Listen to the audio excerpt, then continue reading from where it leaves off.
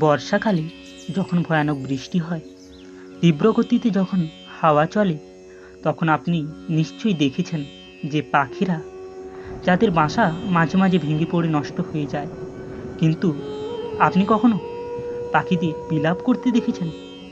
কখনো নয়।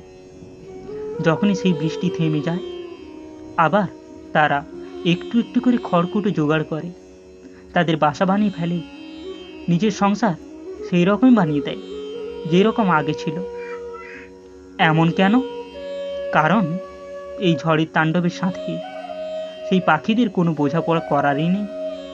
তারা শুধু সেটাই করতে থাকে যেটা তাদের হাতে আছে, আর এটাই হলো সুখী জীবনের মূল মন্ত্র। যেটা আপনার হাতে নেই তা নিয়ে বিলাপ করে কোনো লাভ হবে না। মন সংযোগ তাতেই করুন যা আপনার হাতে রয়েছে।